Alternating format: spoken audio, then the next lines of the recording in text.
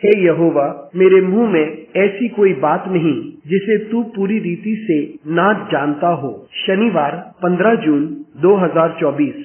आज के मनन के लिए मैंने आप ही के लिए चुना है पहला शमूएल अध्याय 17 और उसका 17वां वाक्य। और यशायाह ने अपने पुत्र दाऊद से कहा, यह आपा भर चौबना और ये 10 रोटियां लेकर छावनी में अपने भाइयों के पास दौड़ ले जा।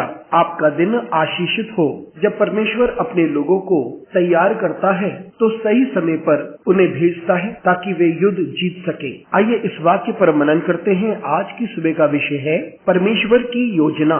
यहाँ हम देखते हैं कि दाऊद को शमूएल द्वारा अभिषेक किया गया ताकि वे राजा बने, लेकिन उसे शाऊल के महल में बुलाया गया ताकि वे शाऊल के लिए वीणा बजाए जब शाऊल पर दुष्ट आत्मा प्रहार करता था, और इसके द्वारा दाऊद उस दुष्ट आत्मा को भगा देता था। इसके उपरांत वे घर वापस लौटता और एक चरवाहे का काम करता। लेकिन एक दिन उसके पिता ने उसे उसके भाइयों के पास भेजा जो सेना में थे ताकि वे उनके लिए कुछ खाने की सामग्री ले जाए। लेकिन वहां हम देखते हैं कि शाऊल की सेना फिलिस्ती की सेना के सामने खड़ी हुई थी। वे आमना सामना कर रहे थे और प्रतिदिन एक शूरवीर जिसका नाम गुलायत था, वे नित्य दिन बाहर निकलकर इजराइल के लोगों को चुनौती देता था कि वे उससे आकर लड़ें।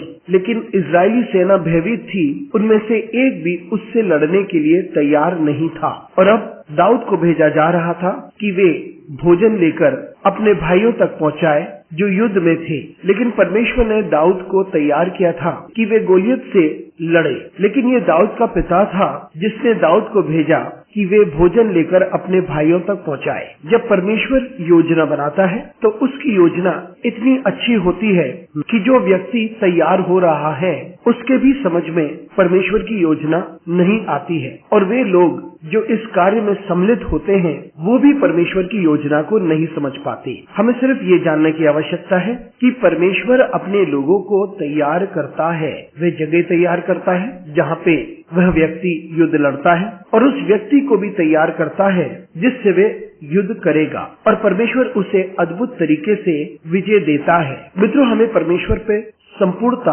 भरोसा करना चाहिए और उसकी योजना पर भी हम संपूर्णता भरोसा करें। हो सकता है कि हमें ना दिखाई दे कि हमारे भविष्य में क्या होने वाला है, लेकिन हमें यह दिखाई देना चाहिए कि परमेश्वर हमारे साथ है और वो हमारे लिए एक महान योजना रखता है। तो आइए हम अपने आप को परमेश्वर के हाथों में सौंपें और उसकी योजना को अपनाएं और उसकी योजना के तहत समर्पित रहे। अनुग्रहकारी परमेश्वर स्वर्गीय पिता, हम तुझे धन्यवाद देते हैं क्योंकि तू हमारे लिए महान योजनाएं बनाता है। हम अपने आप को तेरे हाथों में सौंपते हैं, यीशु मसीह के नाम से मांगते हैं, आमीन।